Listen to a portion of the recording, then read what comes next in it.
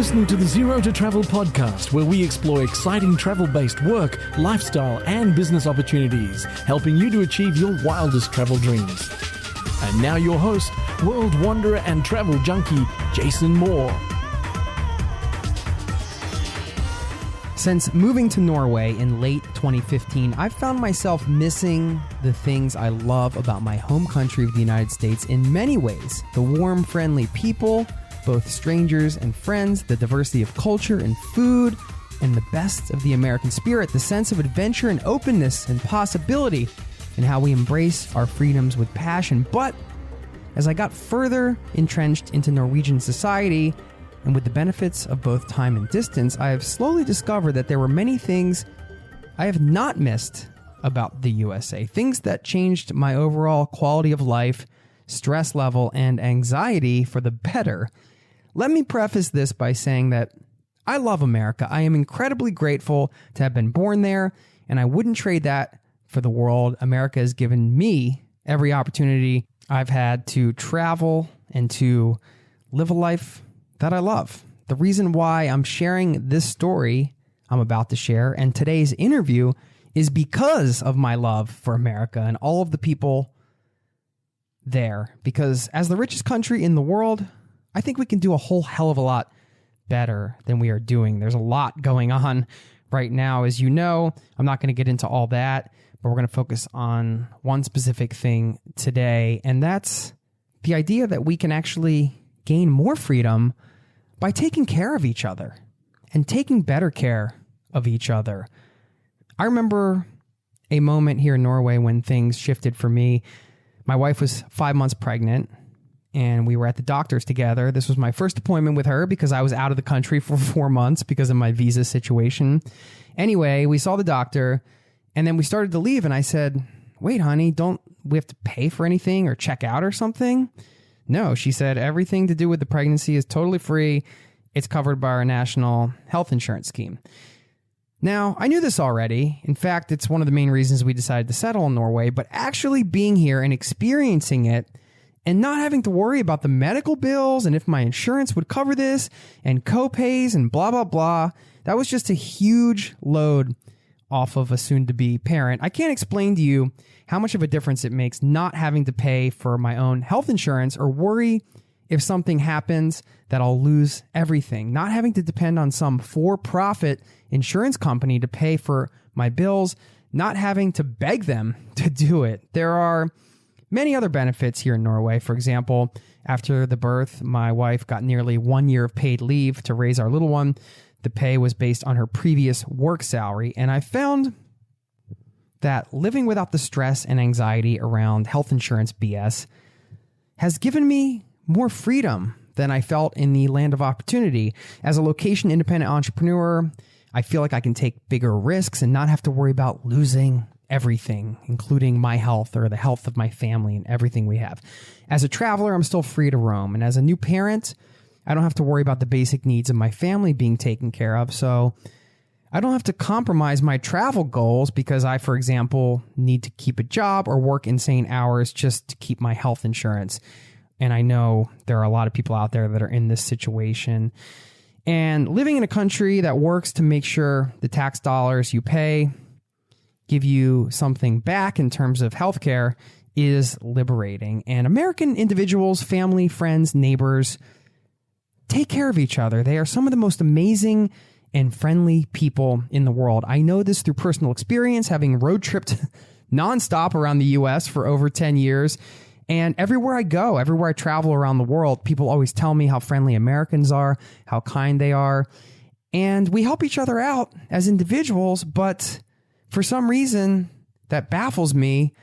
There are so many people that are against this idea of helping each other out on a big scale through universal healthcare, and I can't imagine why anybody would, for example, want a kid with cancer from a poor family not to get treatment just because he or she can't afford it or their family can't afford it.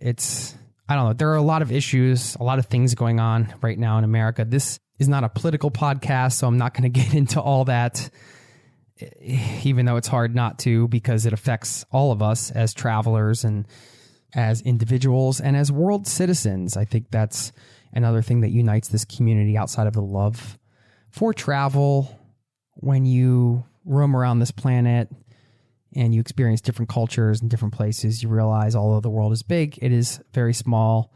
We are all connected, and everything we do has an impact on each other. And as world citizens, I know this community represents those core values, human rights and tolerance and compassion and all of the things that every individual deserves. Anyway, I bring this up and I share this story because today's interview was compelling in many ways, particularly for me and my personal situation as an American living in Scandinavia, experiencing the Scandinavian system here in Norway when it comes to healthcare and education and all the social benefits that come with living here. And my guest is a well-known author who wrote a book about the flip side of that. She's a Scandinavian living in America and giving her interpretation of Americans and what it's like coming from here and going over there and experiencing the culture there and how things work, and making an argument of sorts for Americans to model some of these social benefits that Scandinavians receive, and that's part of the society here. It was just a fascinating discussion. I loved her book, and I don't want to delay any further. I'm excited to share it with you, so please enjoy today's interview, and I will see you on the other side, my friend.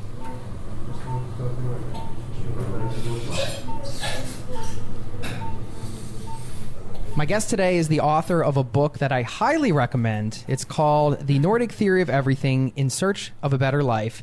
It's written by a Finnish journalist who, after moving to America in 2008, began to notice how much more complicated and stressful things seem to be in the States compared to back home in her country of Finland. So she wrote this book to open Americans' eyes to how much better things can be and to show how the Nordic way of doing things can generate more freedom for individuals to fulfill their desires in life, more travel, more health, more education, and more overall opportunities. I am thrilled to have her here to share her perspectives and ideas. Anu Partanen, welcome to the Zero to Travel podcast, my friend. Thank you so much. Thanks for having me. Absolutely. It's a pleasure. And your book has come at, shall we say, an interesting time given the state of the United States after the election. But I want to get a little more background about your time in the States and how this book evolved. How did you end up going to America in the first place? Oh, for the very typical reason of love. I was living in Finland and I was working as a journalist, and I was actually pretty happy with my life. I wasn't really looking to move abroad or leave anywhere. I love travel, and I had studied in France and I had studied in Australia, and so I had spent some periods of time abroad and away from Finland. But overall, I was pretty happy here. But then I went to a work-related conference in the United States, and I met an American man.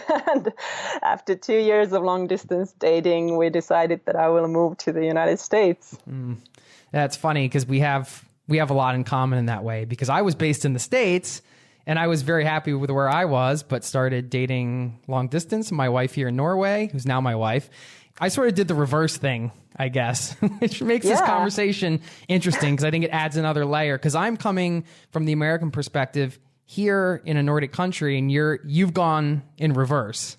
Yeah, that's fascinating. And we really, too, with my also now husband, we did think about it. What would be the best thing? And maybe he would move to Finland, and he would have been prepared to do that.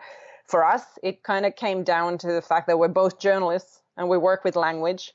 I already spoke English. He didn't speak Finnish. So at the time, we just thought that, well, maybe it makes sense for at least for me first to move to the US. But it's still possible that we'll move to Finland at some point. Yeah, it sounds like that's an open dialogue between you two. Yeah, it is, definitely. It's a hard decision. I mean, we could do a whole podcast on, international couples and everything like that. That's not what this podcast is about.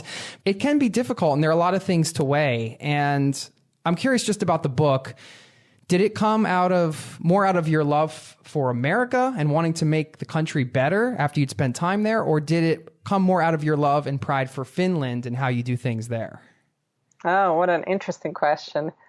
I think it was both. I have to say, I'm sure many people who move to another country experience this, that when you start learning what life is like somewhere else, you also start seeing the country that you came from differently. And so for me, it was definitely those two things. I moved to the United States. I was somewhat baffled by how everything works there. And I was thinking about it a lot and the differences between the countries. And in the end, I really wanted to write the book because I wanted to participate in the American discussion, in the discussion that I was living in that country, and I felt like I had something to contribute. So in a sense, that was the love for America and thinking that maybe I can, be part of thinking about where the United States wants to go and how we could make life a little bit easier for everyone. Because the main thing I found was that life there seemed so much more complicated and difficult than what I was used to. And it seemed somewhat unnecessary. That why does it have to be this complicated when other countries have some solutions that might work? But at the same time, there was the other side where I really started to see Finland differently. And I don't know if you or any of the listeners know Finnish people, but they have the lowest self-esteem in the world. I think both as individuals, but also as a collective nation. So I think Finns still have this identity that Finland is a poor, small country. It used to be part of Sweden, and then it was part of Russia. And so it has always, I think people have this sense that we're always this kind of a backwater. And so I don't think Finns often realize what to me seemed after moving to America was that these are amazing accomplishments, actually, as a society. That it is a poor country. It doesn't have oil, unlike Norway, and it doesn't have a history as a sort of a big kingdom like Sweden or Denmark. And yet it has managed to sort of catch up and become a wealthy country that works well in very challenging circumstances in terms of weather or winter or whatnot. So then I really felt like, wow, I think I had never really appreciated all the work Finland had done. It's something you talk about in the book. I know it's a very nuanced psychological thing as well, but you're talking about the pride of the Finnish people essentially and saying the low self-esteem, but also that's typical of the Nordic region, right? It's kind of what you talk about is how you don't really, it's kind of taught to you that you shouldn't really stand out too much and draw too much attention to yourself.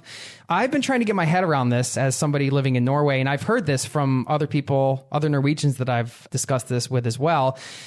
Can you explain a little bit what it's like to grow up in that culture and why is that? Yeah, that's a big question. And I think it's changing a lot. So I definitely think that it is true, as it's almost a cliche, and everybody who knows Nordic countries knows this or thinks that this is true, that in Nordic countries, you're not really supposed to stand out. Everybody's equal. If you try to talk about your own achievements, people can easily think that you're being narcissistic or self-centered or whatnot. And of course, the difference to the United States is huge because in America, people are sort of interested and happy to talk about everyone's achievements and celebrate them and all that. And I think in this, certainly, Finns could learn a lot from the United States.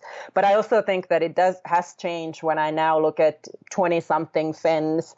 I really don't think it's actually true anymore so much that they can't, shine as who they are or they don't appreciate. So I think that's a good thing, definitely. And in the book, I talk a lot about independence and how certain ways of arranging society can support your independence in relation to other people. And I think Nordic people do this very well. But then what I definitely, I think it's a different thing to support people's eccentricity and to sort of, so these are two different things, I think, and I think Finns certainly, and probably all Nordics could learn a little bit from countries like the UK or Britain, where it's more appreciated if people are very different and stand out. That's like a good thing in those countries. Yeah, I find having spent time in Norway, I don't know, sort of thinking that was not good for society to have that sort of undercurrent of everybody should be the same. But then after you're somewhere for a while, like, as you know, you spend time in America and you start to see value in certain American things. And then you also see value in maybe things back home that you didn't notice before. And then I feel like you got this balance now we're talking about where it's like, okay, celebrating people's accomplishments, their eccentricities, if you will, but also recognizing that everybody is equal and should have an equal opportunity. And I think that's one of the things that you're really saying in this book. Yeah, absolutely. And these are really interesting questions because, of course, it's not very clear cut. I think actually what's been interesting after the book has come out in the United States. So I talk about this dilemma. There's one chapter where I basically discuss these differences in sort of mental state of mind, whether people are negative or optimistic, and whether they celebrate somebody being special or not. And I think in the United States, in some ways, it has gone maybe a little bit too far because there's this expectation partly that everybody should be very special and accomplish amazing things, and not everybody can. I mean, it's just realistic. Most people are fairly average, and that's good. And it's been interesting to me that when I've talked about this in the book and then afterwards given talks, Americans have often actually commented to me that they found that chapter was great because they feel like the whole focus on being so special in the United States is actually, it creates a lot of pressure, and you always feel like a failure if you didn't manage to be the one who somehow you're comparing yourself to you're playing basketball out back, but you want to be Michael Jordan. Exactly. Right? Yeah.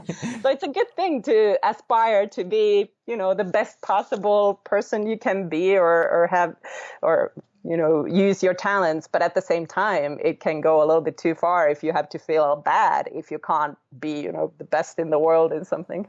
When we grow up in a culture like I grew up in the States, you kind of just assume, hey, this is just the way things are and this is how it goes. You don't really know. You're a bit blinded, right? Yet, from an outsider's perspective, you came in and you're bringing all these fresh perspectives and saying, okay, I'm really noticing something here in modern day American society.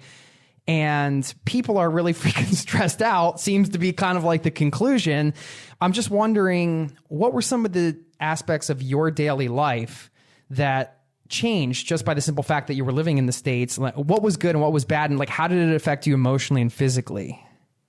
Yeah, so that's a huge thing. And I think it's interesting that today we have this sort of globalized world and we're all online and we have discussions with people from other countries. So you kind of get the feeling like what life is like in other countries. And then you move to another country and all of a sudden you realize that it's so different because all countries have organized their affairs differently and they have a little bit of different values or different assumptions. All countries have these sort of common truths that everybody knows that this is the way it is. And then you come from another country and you're like, well, in my country, nobody thinks that that's the way it is. So it's really interesting, but it's also very practical. So for me, when I first moved to the US, I found just arranging what I had always considered to be very basics of daily life, just getting a cell phone or, signing up for healthcare or knowing where to go to the doctor. I don't have children, but when I looked at I got to know people, I'm, of the age where my friends have kids. And the way they talked about schools all the time, every time there were people who would get together and they would have small children, they'd discuss which school does your child go to and do you know this school or that school or how are the exams and can I get in? And do you know anyone that I could connect with so that our child could get into this school? All this was completely new to me. These kinds of discussions don't really exist at all as much in Finland. Some of it, of course, but not much. And so partly things that I had to deal with, like healthcare, really were making me feel really stressed out. And at first I thought that it's just me. You move to another country, you don't understand how anything works. You're kind of stuck with your mindset from the other country that you used to live in. So it's understandable that you feel a little bit lost. But what was really a sort of moment when I thought that, wow, I guess there is something for me to write about here was when I realized that everybody else was stressed out too. All the Americans who lived in that society as well, they found it difficult to arrange these same things that I found difficult. So it wasn't just because I didn't know or I hadn't done it before. It was for everyone incredibly complicated. And in Nordic countries, some of these things were much simpler. I mean, because you have universal healthcare system, you don't have to think about it really unless you get sick. I mean, was it very noticeable to you that there was an undercurrent of anxiety and stress that was much more prevalent than it was back in Finland? Definitely, I think so. Yeah, overall, it seemed to me that it was when I met friends and people, just chatting with them, there was so much talk about, all kinds of troubles that people were having. I could see it, of course, the way people work Americans work a lot longer hours all the time, and they don't have as much vacation time. And when I started to think about my friends back home who also have kids and were sort of in a similar life situation with similar education level, a little bit similar jobs, and my Nordic friends just seemed so much more relaxed. I mean, everybody, of course, has stressful schedules and lives, but, you know, they would have their vacation. And speaking of travel, they would, all of a sudden, it started to seem to me when I looked at Facebook or I spoke to my friends that everyone I know in Finland is constantly traveling somewhere. And nobody I knew in New York City, of course, New York is an international place to begin with, but they didn't have vacation or money or time. It was like a big deal if you can go to Europe or somewhere. So I thought that that was actually really noticeable. And then, of course, as a society, just reading the newspapers, the public debates, the discussions. And then another sort of aspect of this that is on the other side was the whole self-help industry.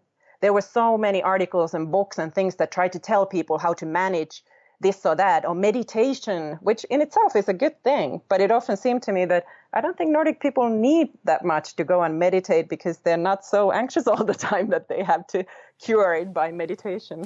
Yeah, one of the lines you had, something, I don't know if this is a direct quote, but you said Americans can't afford to relax, basically, because there's a lot of so many things you got to take care of, so many extra things you have to pay for, whereas the system takes care of that in the Nordic countries. And I think anybody who travels outside of their country, you know, you get an open mind, you start to see how other countries do things better, and you're like, I wish I could take some of this stuff home and like cherry pick it and have this work here and this work here. And I know a lot of this is tied in with your book, but I've noticed Americans in general, and I'm generalizing big time here, have this sort of delusion that America's the greatest country in the world. It leads in everything. They're the ultimate example of freedom. There's nothing to learn from anybody else. And I think the problem is when politicians or prominent figures bring up ideas like Nordic healthcare, for example, and taking that system, they risk being branded as socialist or dangerous or un-American. Why do you think that is?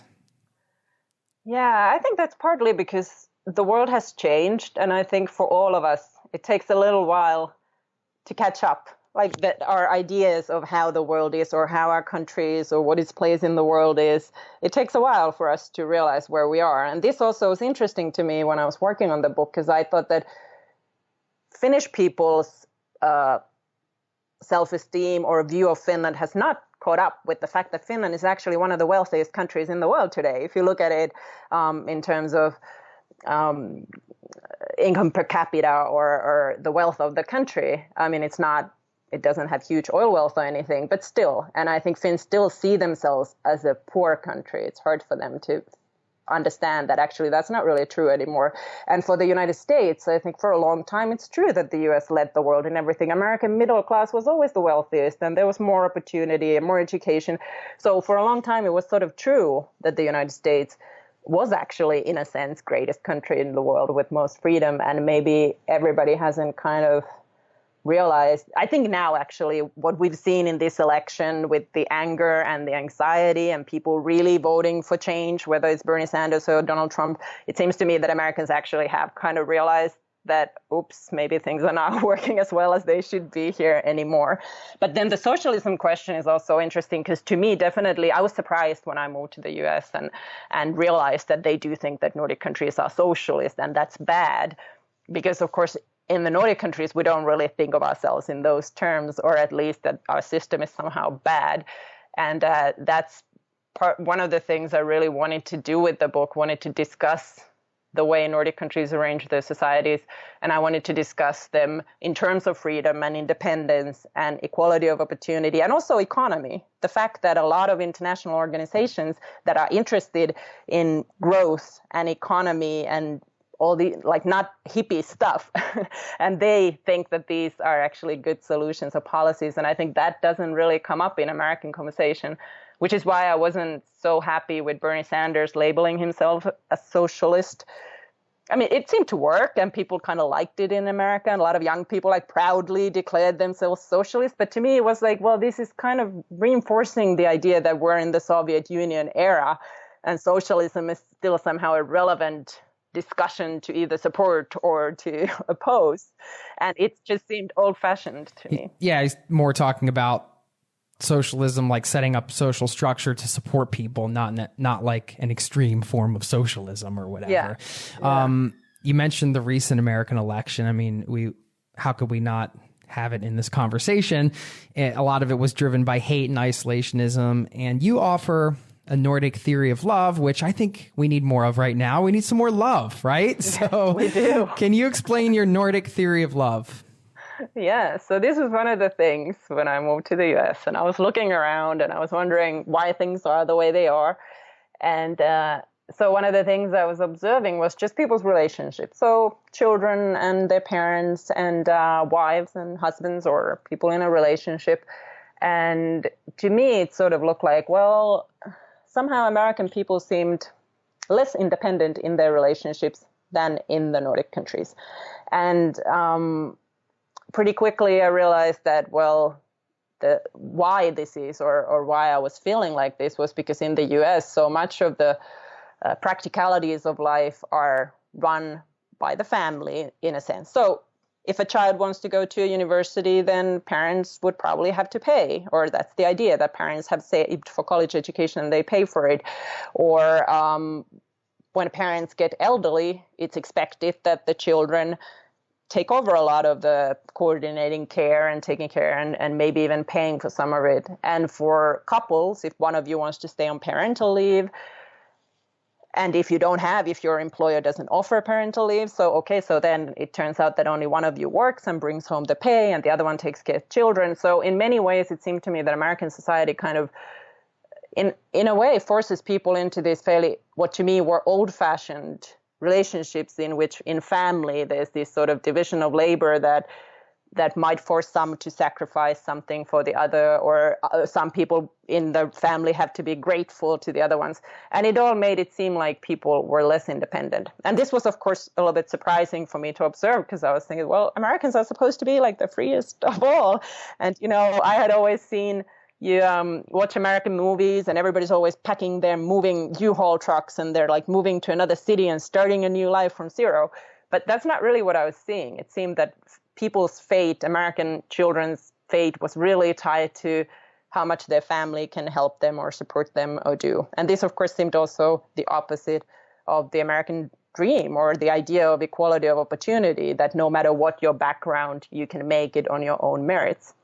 And so I was thinking about this, but then when it really, to come to the Nordic theory of love, I ran into the Swedish academic, Lars Tregård, who used to live in the United States for 30 years and now is back in Sweden. And he and a collaborator had written a book in Sweden, only in Swedish, unfortunately, so far, where they discussed similar questions in a more sort of academic manner than I do. And they had developed something they called the Swedish theory of love. And their point was that we always think that Nordic countries are these collectivist societies where everybody kind of sacrifices their individualism for the common good. And they were basically saying, no, it's the opposite. In fact, in Nordic countries, there's a strong sort of tradition and support for everybody's independence. And this also means independence in the family, because true love is not possible if people in that relationship are not independent and equal. So you have to be independent financially. Your future cannot depend on that one person that you're in a relationship with. If it does, then you can't be honest with your feelings and the relationships is burdened. And so their take on it was that, in fact, all the Nordic social policies, a lot of what they do is they give everybody this independence, that you can be on parental leave and still be paid. So you're not dependent on the other person's money, or you can go to university and you don't have to pay. And it doesn't matter if your parents can pay. And all this sort of supports your ability to approach your life and be in relationships with people from a position of independence. It does sound counterintuitive in some ways, right? In some ways, yes. And I know that Americans often, when, I talk about this, I think the American fear often is that, well, but this breaks families apart. Like, this is like the Soviet Union where the government is your husband. This is actually something that I think Ann Coulter said once when somebody was suggesting that we need, better support for parental leaves or something. And so I think the American idea is very much that it's a good thing that families are sort of tied together with all kinds of both financial and emotional ties, because that's what families do. And I think, of course, in Nordic countries, everybody loves family. I mean, Nordic theory of love doesn't mean that, we don't want to be, we don't want to not take care of our parents, for example. Of course. Yeah. People take care of their parents and they still do. It just means that everybody should have the basics of life that they need to shape their own fate and not be dependent on goodwill of somebody close to them or just who happens to be, if they're born into a family, that would decide everything. But people still love their families. And then if you look at all studies that compare well-being of children in different countries or families, Nordic countries actually do very well, which sort of shows that this approach can actually make families stronger when people don't have to be so tied into these all kinds of a little bit problematic relationships and burdens and Yeah, I mean, essentially you're saying that the system as it is in the States right now is creating a series of codependent relationships for individuals amongst their spouses, their family, even their children when it comes to education, everything like that. So it's all sort of one big messy situation. Like you mentioned, paradoxically, you're saying a bigger government, I'm using that in air quotes, and I'll use a quote from your book, actually. You say, Americans are right that big government isn't the best way to solve problems. The secret of Nordic success is not big government, it's smart government. Yeah, exactly. I think we have to really think about what the purpose of government is. And in the United States, often people think that there is no purpose, or that's the ideal, that it's best that there is no government and everybody takes care of their own things. But a lot of things, for example, healthcare or university education, they're very complicated, they're very expensive. And I definitely would argue that the way Nordic people arrange it, it saves everyone time, it saves everyone money, and it supports these very basic, very actually American values of opportunity for everyone, regardless of your background. You know, Americans, I think, inherently have a mistrust of big government. We have this feeling that they're just going to screw it up. So how do you get people to trust the government again? You know, just... Yeah, that's a really difficult question, of course, because it is completely true. You look at American government, I mean, I'm not surprised that nobody trusts them. To a Nordic, one of the shocking things of arriving to the United States is to realize how poorly many government services work. And even, again, sort of counterintuitively, Americans often, of course, think that Nordic taxes are so high that that's alone a reason to hate, or not consider Nordic model. I think overall they're not as high as Americans often think, but certainly overall Nordics collect more taxes than the United States does.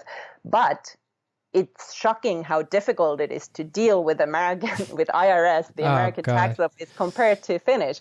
And so a lot of these services that in Nordic countries the government provides, and I think work pretty well. They're designed okay. It's easy to handle for the individual. It's easy to deal with them. And in the United States, it's so complicated and you always have to wait and nothing works and a lot of bureaucracy. So I understand that Americans feel like, well, government can do nothing right. And then you look at Washington, D.C. and how it's always in some sort of political gridlock. It's not good.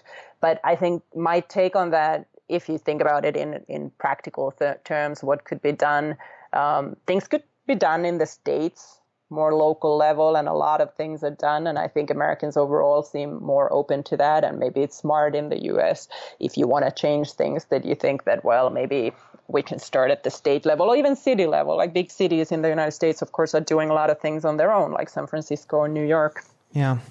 And I mean, just through my short time here, I mean, as of time of this recording, I've been here almost a year. But since then, I mean, I've had my healthcare covered and my wife has gone through a pregnancy and had our child. And, you know, it was crazy to me that we could just like go into a doctor and then walk out. And now she's been home on pay, which is based on the last job that she did. It's based on her salary, what she earned before.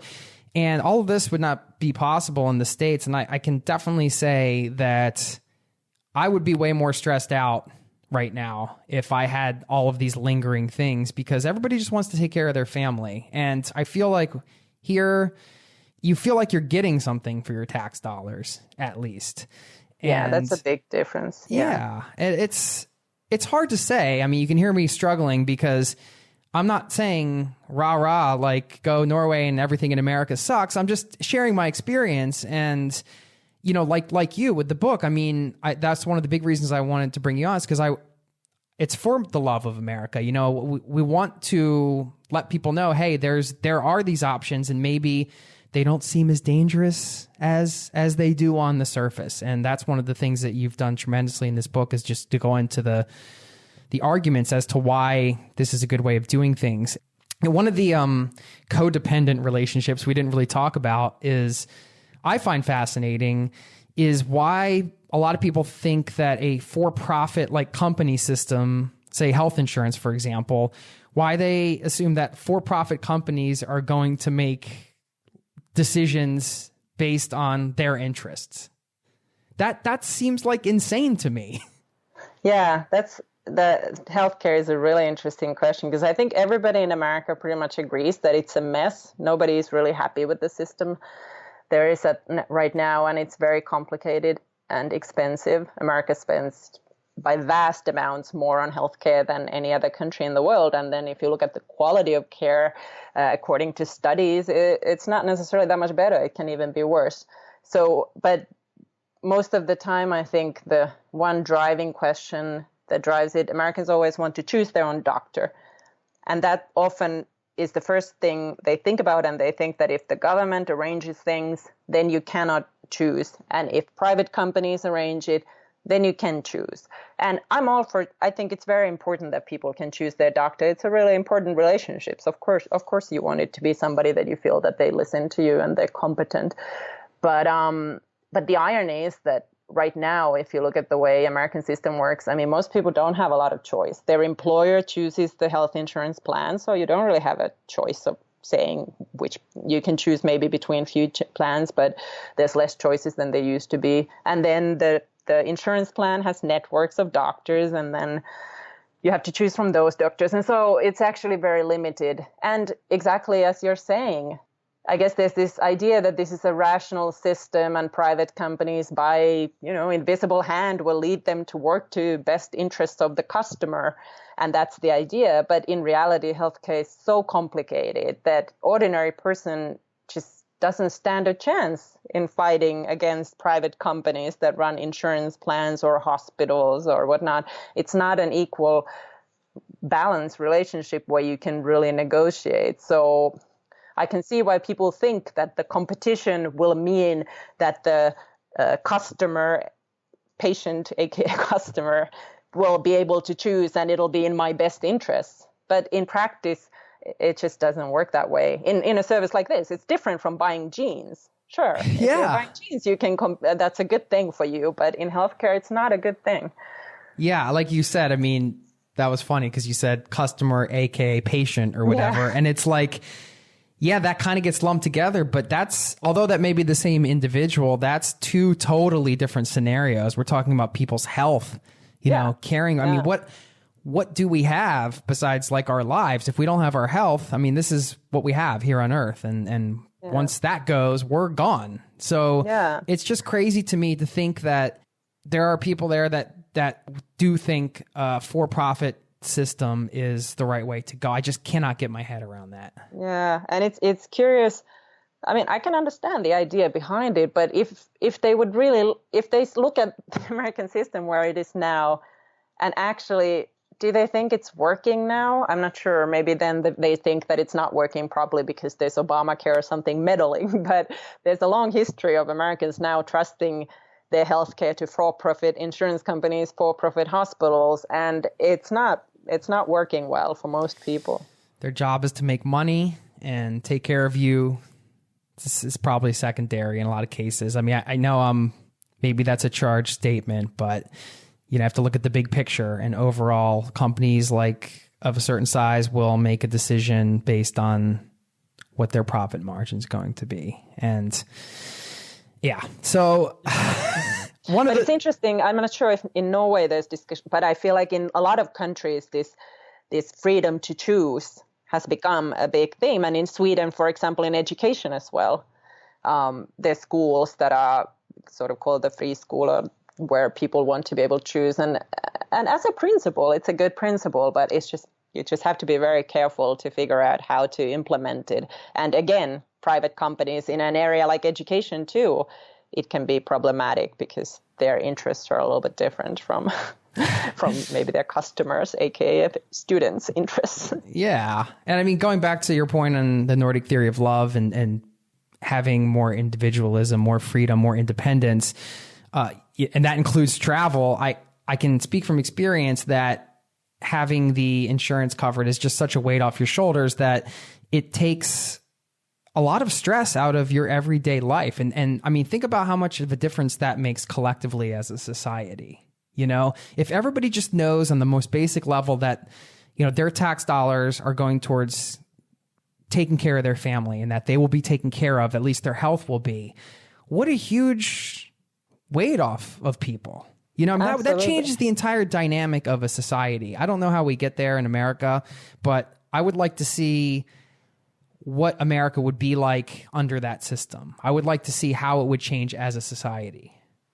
Yeah, and I think that's one of the things I wanted to talk about with the book too, because I think the American idea has for a long time been that we need to help the poorest. Most people agree that there has to be some sort of safety net. But then there's this idea that there's no point or it's not a good thing to provide services for people who have okay jobs, that they have to arrange it for themselves. But I think the problem with that is that then a lot of people start feeling like, well, I don't get anything out of this deal and I'm just paying for these other people.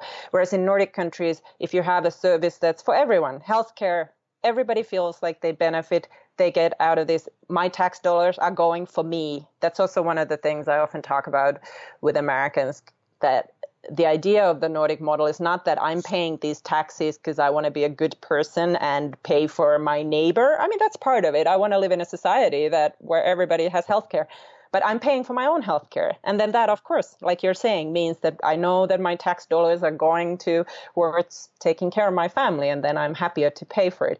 But in terms of just the brain power, it really it lets you use your time and energy and thinking for other things and not be constantly worried. I mean, it's huge. I think it could be huge for a society for sure, how different and how much Americans have to. And like you're saying, when you have a child, I was just talking to a friend who had a baby here in Finland, and then he has a friend in the United States, and they had been pregnant at the same time. And this friend in Finland said that it was just striking that for him, having a child in Finland, he could spend his time kind of wrapping his head around this thing that a new person is coming and what does this mean?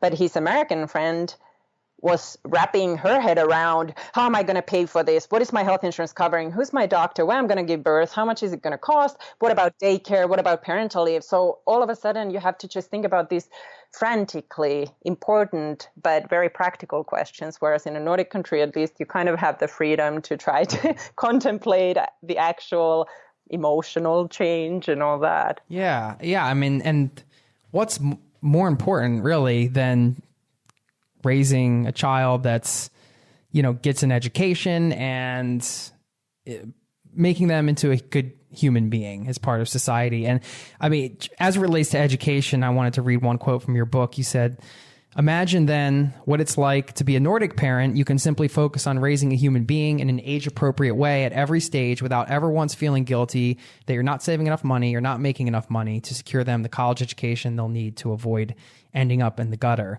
And you say that because college and university is free in the Nordic countries. And I mean, talk about a little bit about education and how that changes the dynamic for the society and for parents. I mean, like you already kind of talked about how it does for parents, but for the society, because I think if everybody has access to higher levels of education, I mean, over time, that's going to create a better society. So, I mean, I think one of the big problems in America right now is the educational system. I have a question about that in a minute, but I'm curious about your thoughts on free education, how it works in the Nordic countries, and how you think that would benefit the States. Yeah, I think that's definitely, of course, it's key to equality of opportunity, for giving every person the opportunity to get the tools they need to then employ themselves later in life or to apply themselves and use their talents. I mean, it's important only for that, if not for anything else. But then it's really important, of course, also if we look at where are we going in the world and which way are we headed? Well, people will need more and more education to be able to find jobs. And so for a society, absolutely investing in everybody's education so you have people who are able to do the jobs that are available. I mean, that's just a sensible economic policy as well. But then I think it does affect the society as a whole and democracy. If people are well educated, if they feel like they have the tools they need to understand society and so on, I think they can make better decisions just in terms of voting or in their own life. And I think sometimes in the United States, compared to the Nordic countries, you can see this as well. Like, for example, the government services that we talk about. I think in Nordic countries, mostly everybody has a fairly good education, regardless, even if they haven't gone to actually university or gotten a master's degree. But so I think it leads to also this sort of professionalism in work, that then things work and people do their job. And so I think in the United States, there has been more of a thinking that a lot of jobs are like, you don't really need training. And then you go to a store or a government office, and it seems like even the employees don't really know what they're supposed to be doing and how anything works. And I think that's partly related to the fact that everybody doesn't have the same opportunity to get a good education. So then even just your daily life and routines of society work better if everybody has the chance to be well educated, even if everybody's not like academics or anything. Yeah. One of the questions you talked about as it relates to education is, should children be educated to fill the roles that society needs, or should they be educated to reach their fullest potential as a human being? How does it work in the Nordic countries? I know I agree with the latter. I think all countries debate this all the time. For example, in Finland, certainly, Finland has been very engineer-oriented society. Nokia, the cell phone company, used to be Finland's biggest company for a long time. And every now and then there's been discussion. Some industry leaders come out saying that we need children educated more with math and physics because that's what they need when they get a job.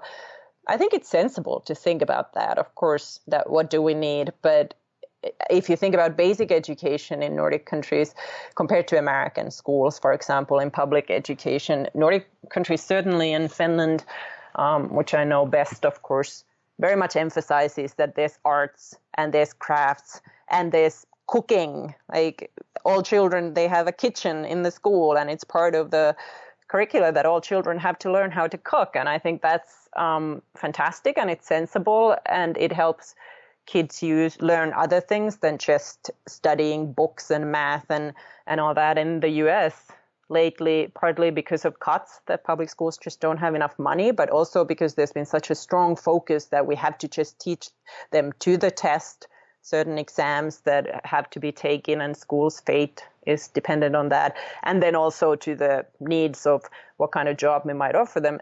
Some schools have just dropped basically arts completely, or gym, PE, none of it anymore in the school. And I mean, that's, I think, bad for students' health, but it's also bad just for raising human beings who have multiple skills and can use different talents and can handle life. And it's, of course, also kind of exercise for your brain, too. Different types of things, even if we think that, oh, well, children are, baking pastries in school. That's what Finnish children actually do in school, and everybody loves it. But that's important too. I mean, it's different type of, you learn different things, and you think about your food differently, and it's a good thing, I think, to give an overall education. And I think Nordic countries think about this more than the United States does. You can see this in early education as well, in daycare. In Nordic daycare centers, there's a strong emphasis that children should play and they should be outside a lot, and you shouldn't start teaching to young children, like children younger than 6 years old, too much to read or do math. And in the US, a lot of the discussion around early childhood education is that children should be taught to read earlier and earlier and so on. Yeah, it's a lot of pressure on kids. It always blows my mind when I think about what we didn't learn in school. I mean, I went to school a while ago now, but, so sure things have changed. But, I'm really shocked that there wasn't a course on, personal finance, for example. You're just like, okay, here's what credit cards are. Here's what they can do to you if you use it wrong. All of these things that are actually the things that can help you get ahead in life that are part of daily life. I'm always surprised by the lack of education around those particular things in the States. You know, the flip side of everything we've been talking about, Anu, is all of the great stuff that comes out of the States and the amazing people there, how friendly they are, how open they are. They're some of the friendliest people in the world, and all of the art and culture and everything that comes out. And one could argue that, you know, these things exist it's all intertwined. Everything's connected, right? So there's good stuff coming out of the States as well. And, you know, that might be even reason that people are like, okay, we like the culture here. We want it to stay this way, not like necessarily, you know, the income inequality, for example. But what do you think about, I guess, the flip side of that? Yeah, I think there are so many things I love about the US. And that's, I really wanted to, when I was working on the book, I really thought about it as like, we're in this together. I mean, I'm here with you. I've lived in the US now for 8 years and I'm an American citizen. And so I love it, exactly the kinds of things you were saying, that Americans are so friendly and so helpful. And for a Nordic person, when you move to the United States, it takes a little while to get used to all the small talk and all the, you know, chatting with someone on the bus. Nordics don't do that. But once I got used to it. Why don't they do that? It drives me crazy. Yeah, I want to chat people up while I'm around here because I'm a chatty guy, because I'm American, I guess, and I like to talk, but especially after a couple cups of coffee, that's not the vibe here. It's just somehow exhausting.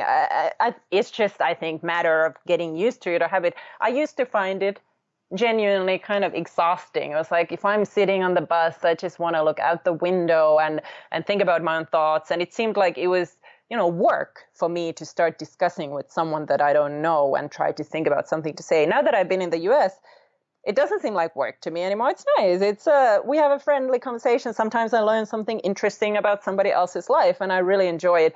And it didn't take me that long to sort of change my mind. But yeah, it's just a cultural difference. I definitely think Nordics should be more open and chat more. It would be a good thing. But so all these things are fantastic. And of course, you look at the United States, like you were saying, all the fantastic TV shows or all this fantastic technology, all these things that people everywhere in the world use. And so I guess the question here then is like, well, okay, so if we have paid parental leave or if we have healthcare for everyone, does it mean that Americans will stop chatting with each other? Does it mean that there will be no more, Steve Jobs is coming out of the United States? I don't think those two are connected. In fact, the United States used to have much better benefits and sort of better system, for example, in public education before, and it has supported the industry. So of course you have to think about taxation and everything being optimal so people have incentives to create. But I think the big strength that the United States really has is that it has had so much immigration, that it has all these points of views and all this sort of dynamic life. If you look at places like Silicon Valley that people usually admire the most about the United States in terms of business, I mean, a lot of people from everywhere in the world come and work for those companies, and that's a great strength. And I think Nordic countries could certainly learn from that, to see that as strength. But I don't really think that these sort of basic social policies that help everyone, have daycare for their child, I don't think those are going to change the American. It's not going to ruin the art and the culture coming out of America. It's not. And that's one of the things I also wanted to talk about in the book, that these are actually all policies that, support people's ability to work and support the economy as well. Well, I'm bringing it up and we're joking around a little bit about the chattiness and everything. But I mean, I think the big point is that I think Americans' biggest fear is that, hey, this is an intrusion. This is going to change our daily life. And this is the American way. And we don't want to mess with, how we live our lives.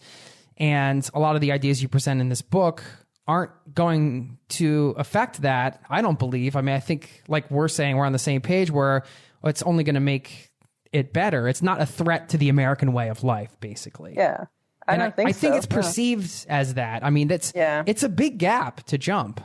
It is. And of course, everybody, I think in all countries, people tend to be afraid of change. It's just probably human nature that we're worried. And everybody's worried always, like, if there is this change, am I going to be losing something because of this change? And of course, it's understandable fear. But I also think that these could be things that could actually help everyone and not make people lose things. But so in terms of, because they are big changes, I think what's great and promising is that cities like New York, New York, for example, is starting its own parental leave policy, paid parental leave fund. So all employees are going to pay into it. And then when you're on your unpaid leave, then you're going to get paid. So I think you can start like programs, you don't have to all of a sudden change everything, but you can start with small programs to see how that works. And then it could spread so that it's not so drastic and dramatic. But of course, you're right. It's a big psychological step to think that, but is this going to be a country I don't recognize anymore? It's a massive psychological shift. And, one thing is to change policy, but another thing is to change an entire society's psyche in a way. Yeah.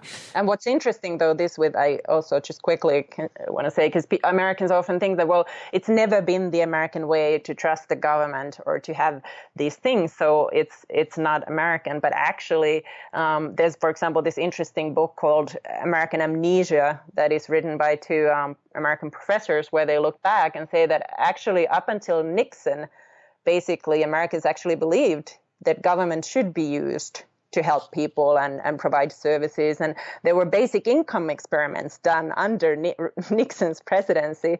So it's not that long ago that Americans actually did believe that this would be the way go. And of course, there was the war on poverty and the New Deal and all these programs were created. So it's actually a fairly recent development that this whole idea has come to be, that there is nothing that government can do, and it's anti-American to think that they can help.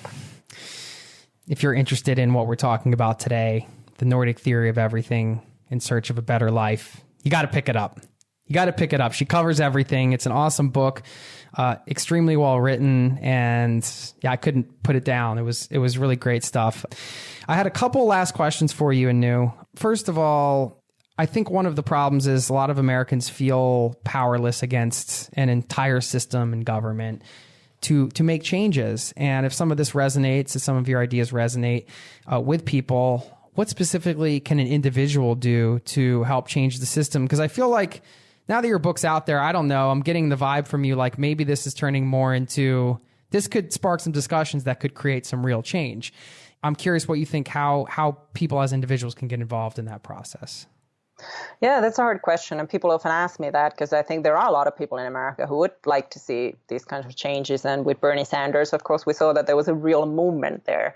That didn't come to be or didn't get the power eventually. But still, I think the best way to try to change these things is really at the state level. Like I was saying, that there are things happening in many states. And for example, the minimum wage movement that has campaigned to raise minimum wage has been fairly successful. In many states and cities, they are raising minimum wages. So I think partly just local politics are a good way to go. And often change in America, that's how change in America happens, that states and cities start changing things and then it spreads. So that would be my advice, I think, partly getting involved in your own either politics or organizations that work towards, there are many organizations that work towards goals like public health care or public option in healthcare in the United States and so on. Okay. And I mean, the other thing that we do control is our minds and our mindset. And you have a chapter in the book, the last chapter actually, about redefining success. So I thought that might be a good place to sort of tie things together, because it's empowering to know, hey, well, you might feel powerless against certain systems and it's so big and there's so much change. And if you're somebody that really wants it and sees the value in the Nordic way of doing things, and you want to bring some of that good stuff to the States, it can be upsetting because the change is slow, but we always have control over our minds and we can always create our own happiness in many ways. We do create our own happiness. So you talked about redefining success, and from the American perspective and the Finnish perspective together, what are your thoughts on how we should define success? Yeah, I have a chapter on that, but of course I don't have very definitive answer to that. But I do think for Americans it might be, I think one thing would be to understand that, well, I think it's a good thing to pursue your own dreams and goals, but it's also okay if you're not the best in the world. You don't have to be. It doesn't mean like you're failure. And I think this is maybe counterintuitive and for Americans can seem also not very can-do spirited. But I think it's also important and good to realize that some of the troubles Americans have in life are the result of the system that makes their life very hard compared to people's lives in other countries. And so it's not always your own fault. I find that Americans also blame themselves quickly. Like, I just couldn't make it happen. Why am I always so, my finances are difficult and everybody else is making it happen? So I think in that sense, being aware that there's actually problems in the system too, and we can work towards solving those. And at the same time, you can sort of be a little bit more merciful for yourself and for your children too. I know it's hard in the United States because everybody's so afraid that if their children do not excel, then they might have really difficult lives if you don't have a good job where you make a lot of money. So it's hard to say that, just let go of that fear and relax. That's not really a solution, of course, for parents who are worried about their children. But overall, I think absolutely it's just sort of trying to think about it more in terms of it's a good thing to be a good person and have a good life, and everybody doesn't have to win the Pulitzer Prize or something. Very cool. My last request of you is if you can get all the Nordic countries together and make them a little more chatty for me on the streets so I can... I'm working on that. Maybe engage in some of that small talk. No, it's funny because it seems like people on a one-to-one level, they always express that they want more of that and they admire that about America. But then even though everybody feels this way, they go out and it doesn't happen. So I'm not quite sure how to...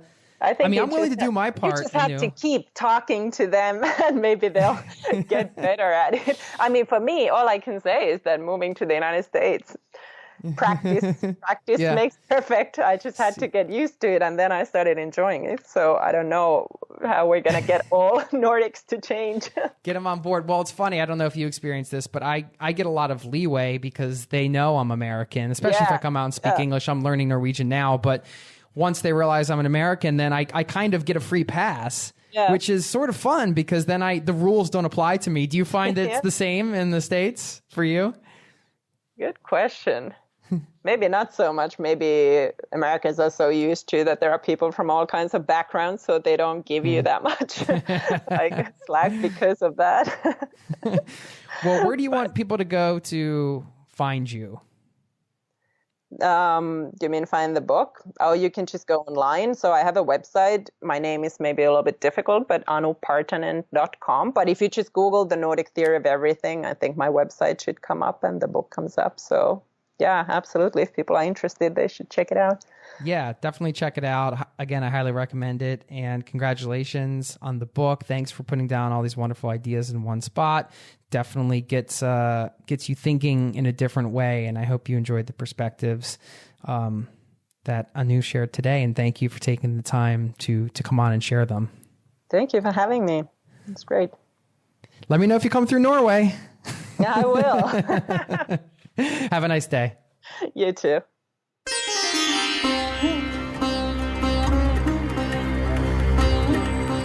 There you go. I want to thank my guest, Anu, for stopping by and sharing her perspective. I loved her book. Pick it up if you're interested in the subject at all. Highly recommend it. Really appreciate her time. And let me know what you thought of this show. A little bit different, perhaps tangentially related to travel, and a topic that's certainly hot at the moment, I would say. Universal health care, or lack thereof, back in the States right now. At least at the time of recording. So let me know what you thought of the show. I think it's important to talk about some of these important issues as travelers, as world citizens, as people who get out there and want to learn more about the world, because we want to be connected to it. And this is a part of that, taking care of each other and learning about other cultures and what can we take from places and do better? What can we take back home and do better for our societies, for our communities, for ourselves? And this is one of the countless beautiful things about travel, how it connects us, not only to ourselves, but also to the entire world, the places that we see, the people that we meet. And even when we come home, we're still connected to those places and those people in some ways. Travel changes the world for the better. I am 1,000% convinced of this, and that's why I love doing what I do. And I want to help as many people that want to travel as possible get out there and do it. Help you fill your life with as much travel as you want. That's what it's all about. And this podcast is here for you. I make this show for you. And although I'm talking into a microphone right now and you're not in the room, I feel like you are, because you're sitting here listening with me, hanging out. I truly appreciate that. And if you haven't subscribed yet, if you're new to the show, please subscribe. And you can always write me an email, jason@zerototravel.com. Always love to hear from listeners. I didn't give a shout out in the beginning because I'm going to right now to one of you fine folks out there. I want to say hello to Anita. She wrote me an email. She said, Jason, I'm a 24-year-old engineer from Bozeman, Montana. I found your podcast at work and I've been listening to it for about a month. I've been dreaming about taking an international trip for a few years now and decided to make it happen with inspiration from your podcast. I requested time off work and I'm looking at tickets during every spare moment. I finally made concrete plans to go to Torres del Paine, Chile in February to backpack the circuit with my boyfriend. My biggest struggle with travel is just the confidence to jump in and make that commitment, i.e. actually buying the plane ticket. I'm looking forward to listening to the rest of your episodes and maybe getting some inspiration for another trip, plus more advice for this upcoming one. Cheers, Anita. Thank you, Anita. Congratulations. I've been to Torres del Paine. If you want some advice around trekking in Patagonia, did a whole podcast about it in the archives called Trekking in Patagonia, I believe. And if you're into trekking and hiking, we also have an entire series about trekking in Nepal. I did a trip to Nepal a couple years ago, did a 16-part podcast series about it. If you haven't heard that yet, just search Trekking with 2 Ks, Trekking Nepal in iTunes or wherever you're listening to podcasts. You can find it, give it a listen. If you dig that kind of travel, I think you'll enjoy that series against a 16-episode series. And if you haven't signed up over at zerototravel.com yet, I mean, seriously, what are you waiting for? You're still hanging out, listening. Hit pause right now. Just go to the homepage. I put a sign-up form in the sidebar there so you can join the online community and get even more stuff, more good stuff to help you travel the world endlessly on your terms. Now, let me leave you with this quote. It is from Albert Schweitzer. The purpose of human life is to serve and to show compassion and the will to help others. Smile, have a wonderful day. Thanks again for tuning in. I'll see you next time. Cheers. This podcast has been brought to you by zerototravel.com. Ideas and advice to make your travel dreams a reality.